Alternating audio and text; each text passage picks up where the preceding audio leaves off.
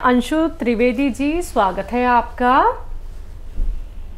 नमस्कार जी नमस्कार मैम।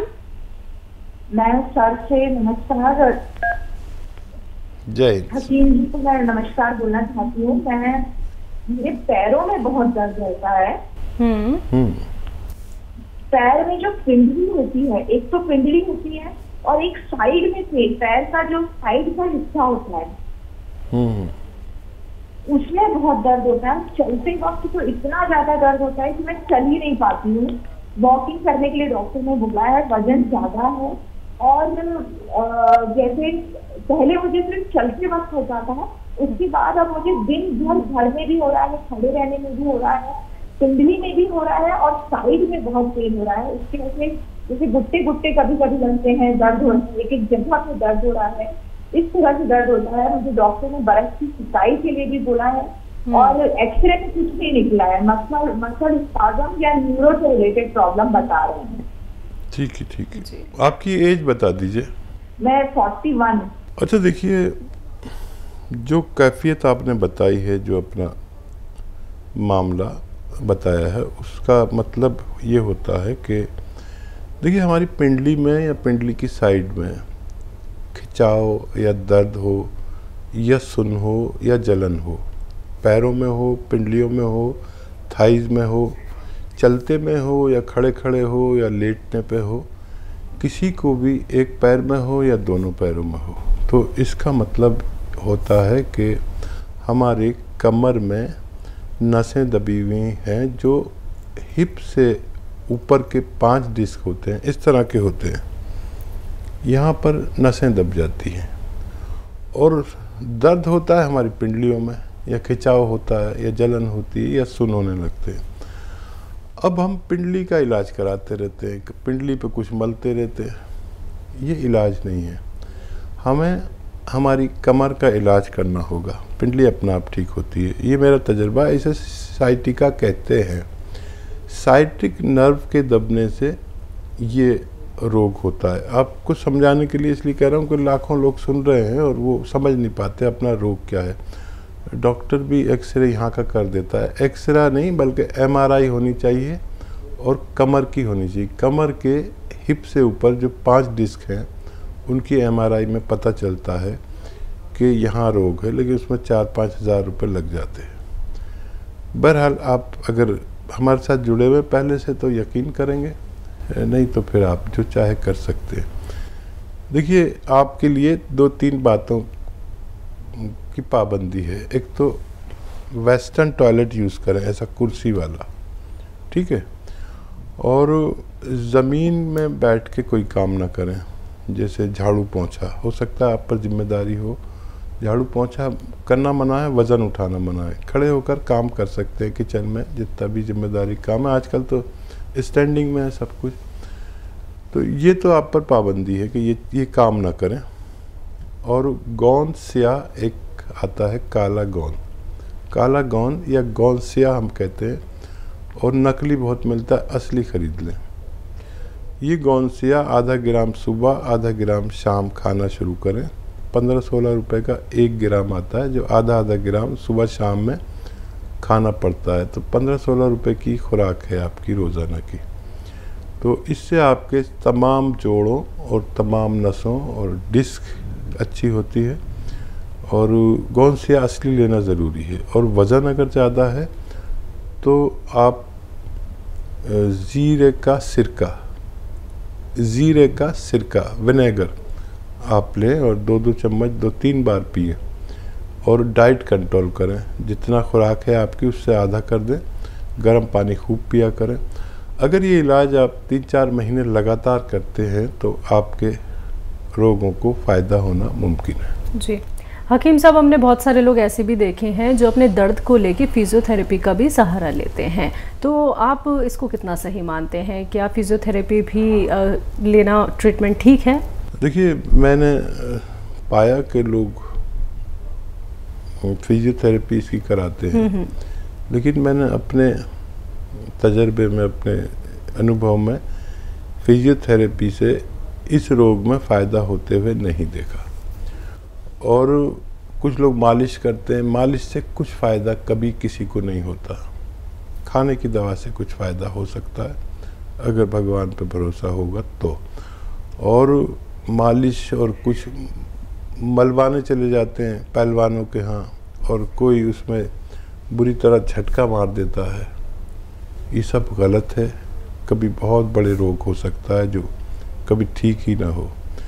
किसी भी ऑपरेशन से पहले किसी भी जोड़ के या कमर के ऑपरेशन कर डालते हैं डॉक्टर। ये घुटने में है परेशानी तो उसका ऑपरेशन कर देते हैं, और वो रोग होता है, कहीं तकलीफ़ होती है, कहीं इसकी ये निशानी है। तो किसी भी ऑपरेशन से पहले या आप ये नुस्खा ज़रूर इस्तेमाल करें। गौंसिया आधा ग्राम दिन में 2 बार खाने के बाद इस्तेमाल किया करें, फ़ायदा मुमकिन है। जी, नेक्स्ट कॉलर हैं बरेली से रेखा अवस्थी जी, स्वागत है आपका। क्या हमारे 2-3 सवाल है, नोट कर लीजिए मैडम। जी मैम बताइए। जर्सन बत्ती का मंगाया था हमने आपकी कंपनी से पिछले महीने में। बॉम पिला कर हस्बैंड के लिए मंगाया था, पैरालिसिस थी और क्या कहते हैं डायबिटीज थी। तो बॉम पिलाते रहे, उसको पिलाते 15 दिन तक उनके सर्दी अभी ज्यादा हो गई थी, उनके टीबी का भी इलाज चल रहा था। फिर बॉम ने पिलाते रहे, तब भी भरोसा था, पिलाते रहे। फिर बाद में बहुत ज्यादा सीने में जकड़न हो गई, बुखार भी आया तो हमने फिर उनका रोक दिया, पिलाना बंद कर दिया। बुखार से दवाई एडमिट भी रहे 2 दिन, बुखार की दवाई दी और खांसी सिरप पिलाया तो खांसी के लिए तो सही है, लेकिन उनकी हथेली और तलवे बहुत गर्म रहते हैं, इतने गर्म रहते हैं कि सोने से भी लगता है कि हाथ जल रहे हैं, इतनी तेजी से गर्म रहते हैं। अब वो जैसे उनको छिड़का है वो हमने आधी बोतल वो भी रोक दिया है कि हम पिलाएं नहीं पिलाएं, वो करते हमें इसीलिए बात करनी थी कि हम अब इस समय पिला सकते नहीं पिला सकते, तो टीवी के भी इलाज चल रहा है उनका, और क्या डायबिटीज का भी है और पैरालिसिस भी है, हमें बहुत परेशान है उनकी वजह से। हम बहुत खराब कमजोर इतने हैं, बहुत ज्यादा कमजोरी वाली है, इससे बुखार आया उससे बहुत ज्यादा। ठीक है। अच्छा देखिए, जिन लोगों को सिरका नहीं चले और ख़ास तौर पर टीबी के पेशेंट में ये होता है कि फेफड़े की बीमारी है और फेफड़े इम्प्रेस रहते हैं, तो उनको शायद ये नहीं चल पाएगा। तो जिन लोगों को भी देखिए डायबिटीज़ के लिए और कंट्रोल के लिए ये चाहिए तो वो गोंद चिलगोज़ा लें, 1 चुटकी सुबह 1 चुटकी शाम, तो ये उनके सीने में जकड़न भी नहीं करेगा और जितना कफ है उसे बाहर फेंकेगा, और ये बेहतर है, डायबिटीज़ कंट्रोल करता है ये। और अगर फालिज, लकवा और टीबी है तो 1 चुटकी खाने का सोडा और 1 चुटकी नमक जैतून 2 गिलास पानी में मिलाकर दिन में 1 बार दे दिया करें, तो इससे चर्बी कम होती है, कोलेस्ट्रॉल कम होता है, ब्लड प्रेशर कंट्रोल होता है और बहुत फ़ायदा मुमकिन है। उनको ये ना दें और ये कोई और शख्स ले ले, आप इन्हें इस तरह से इलाज करें तो फ़ायदा मुमकिन है। जी, औरंगाबाद से हैं शेख यूसुफ जी, स्वागत है आपका।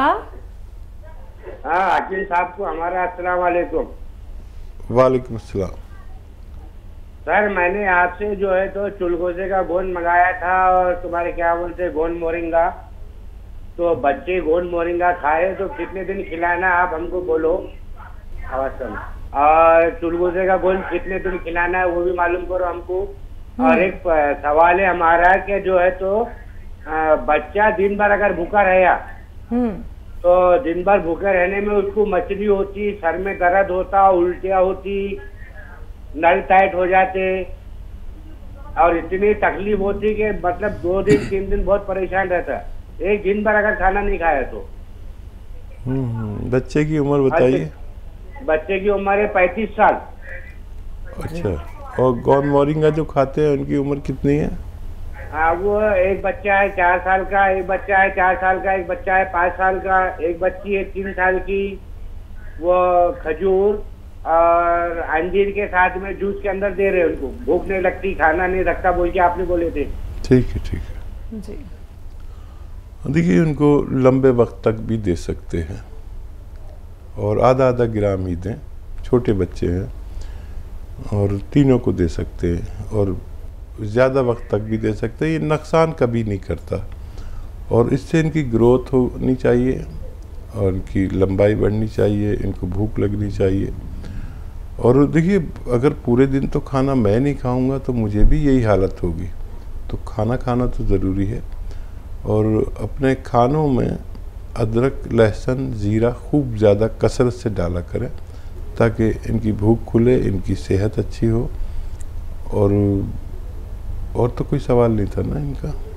नहीं, बस ये इनके सवाल थे। और एक और था हकीम साहब के, मोरिंगा और चिलगोज़ा कब तक लेना है बच्चों के लिए? चिलगोज़ा बच्चे नहीं ले सकते हैं, बड़े लोग ले सकते हैं और एक चुटकी ही काफ़ी है रोज़ाना लेने के लिए। आप जिस मकसद के लिए ले रहे हैं उसमें एक खुराक लें बस, और 5-6 महीने भी इस्तेमाल कर सकते हैं। जी, तो शेख यूसुफ जी, जो गोंद आप इस्तेमाल कर रहे हैं सर, वो सारे के सारे गोंद बहुत तेज़ होते हैं। जितनी भी बातें हकीम साहब ने आपको बताई हैं, उम्मीद करूंगी आपने अच्छे से समझ ली होंगी, जान ली होंगी, क्योंकि आपने छोटे छोटे बच्चों के लिए भी सवाल किया था। तो अच्छे से आप नुस्खों का इस्तेमाल कीजिए सर, और ऐसे ही हमारे साथ जुड़े रहिए। अगले कॉलर हैं हरियाणा से सरोज जी, स्वागत है आपका। जी मैम। हेलो जी, मेरे जो गट्टे है ना, इनके एक के ऊपर गट्टा जो किस्त है इतना डीजल कर दी किस्ते ने। सरोज जी, कुछ समझ नहीं आ रहा। पैन हो है जी, कल करने सकती है, ये गट्टे पूरे सूज रहे, चल नहीं पाती हैं। आप पैरों की बात कर रही हैं, पैर के गट्टों की? हाँ, पैरों की कर रही है जी। चलने में बहुत दिक्कत हो रही, चला नहीं जा रहा। एक पैर में ज्यादा है, एक में कम है। देखिए सरोज जी, ये रोग तकरीबन हर शख्स को अब होने लगा है, तो क्या इलाज नहीं किया होगा आपने अभी तक, मैं समझ सकता हूँ। और आपकी आवाज़ और अंदाज से लग रहा है कि कितनी तकलीफ़ में हैं आप। देखिए, दुनिया में 2 इलाज हैं। एक तो ये कि आपने इंग्लिश दवा ली, खाया और थोड़ी देर को फ़ायदा हो गया, और एक यूनानी आयुर्वेदिक दवा है जो खाएंगे फ़ायदा देर में होता है, लेकिन रोग से निवारण मुमकिन है। तो ज़रूरत पड़े तो आप एलोपैथिक लेते रहें।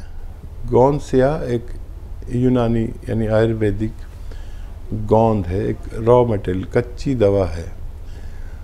ये अगर आपको असली मिल जाए, नकली बहुत मिलती है, तो आधा ग्राम सुबह, आधा ग्राम शाम खाना शुरू करें, नाश्ते और खाने के बाद। गोंद स्या हम कहते हैं, इसे काला गोंद भी कह सकते हैं, लेकिन बेशुमार नकली लोग बेच रहे हैं। असली लेना आपकी जिम्मेदारी है। और ये ऐसा है कि 15-16 रुपए का 1 ग्राम आ जाता है, जो आधा आधा ग्राम पूरे दिन में 2 बार खाना पड़ता है खाने के बाद। असली लेना शर्त है। और ये 100 ग्राम भी असली मिल गया तो आपके रोग के लिए काफ़ी होना चाहिए। असली लेने की कोशिश करें, और याद रखें, अगर ये आप शुरू करें, वैसे भी नहीं भी शुरू करें, तो वेस्टर्न टॉयलेट, एक कुर्सी वाला शौचालय यूज़ करें। आप मेहनती लग रही हैं मुझे, अपनी अंदाज से और बात से मेहनत छोड़ दें। झाड़ू पोंछा नहीं करना है, वज़न नहीं उठाना है, और वेस्टर्न टॉयलेट यूज़ करना है। अगर आप ऐसा करते हैं तो आपको फ़ायदा होना मुमकिन है। जी, तो मैम दुआ यही है कि जो आपकी दर्द भरी आवाज़ थी, अब आने वाले वक्त में, यानी कि जब आप नुस्खे हकीम साहब के अपनाएंगी, जब आपको थोड़ा थोड़ा करके आराम मिलने लगेगा, तो मैम हमें ज़रूर बताइएगा उस मुस्कान के साथ कि आपको कितना आराम मिल गया है। दुआ हमेशा दर्शकों, आप सभी दर्शकों के लिए यही रहती है कि आप लोग बड़ी से बड़ी बीमारी से बच जाएं, लेकिन खुद का ख्याल खुद ही रखना होता है। हकीम साहब सिर्फ आप लोगों को मशवरा दे सकते हैं, आप लोगों को नुस्खे बता सकते हैं, आपको ही उनका इस्तेमाल करना होगा एहतियात के साथ। हर एक बात को समझने के बाद ही नुस्खे अपनाइएगा। कोई भी क्वेरी करना चाहते हैं, हेल्पलाइन नंबर 24 आवर्स आप लोगों के लिए अवेलेबल है। आप लोग वहां पे कांटेक्ट कर सकते हैं, जहां पे आपकी बात होती है हमारे एक्सपर्ट डॉक्टर्स की एक पूरी टीम से। अगले कॉलर हैं विमला जी, स्वागत है आपका। हेलो हाँ ये है ना, ये केक फिर ले ले, केक कब खा रही है कोई टाइम दोपहर। हेलो, कुछ नहीं समझ में आ रहा हमारे। मैम टीवी का ना वॉल्यूम कम कर दीजिए, आप जो कहना चाह रही हैं वो हम तक बात नहीं पहुंच पा रही है। टीवी का वॉल्यूम कम कीजिए मैम। अरे ये सही नहीं बात है साहब, मैडम जी खाते से खड़े नहीं हो पाते हैं, टीवी चालू है और कोई शॉप में है नहीं है कि कोई बंद कर दे, इसलिए हमने तुमको लगाया टीवी को। क्या दिक्कत हमारा है करियर कम नहीं कर रहा हूँ। मैम? नहीं समझ में आया, क्या तकलीफ क्या है? भाई गठिया बाँ एक बताई चेला डॉक्टर ने, ये गठिया बाँ है, गठिया तो जोड़ों में, पूरे जोड़ों में दर्द दो। अब करिया को जोड़ में इतना दर्द है करियाते से कि बहुत ज्यादा हम गोली नहीं उठा पा रहे ऊपर। ठीक है ठीक है ठीक है, हम समझ गए। अच्छा देखो बहन, आप बहुत सीधी लेडी हो, बहुत अच्छी लेडी हो, हमारी बात गौर से सुने। आप लिख नहीं पाएंगी क्योंकि आपके पास कोई ऐसा भी नहीं है जो टेलीविज़न बंद कर दे, आपने बताया। तो हमारी तरफ से आपको फ़ोन आएगा तो आप पूरी बात उनको बताना, और वो एक जो दवा आपको भेजे वो लेना। गोंद सिया आता है, एक काला गोंद, जिसे काला गोंद भी कहते हैं, गोंद सिया, इसका असली मिलना बहुत ज़रूरी है।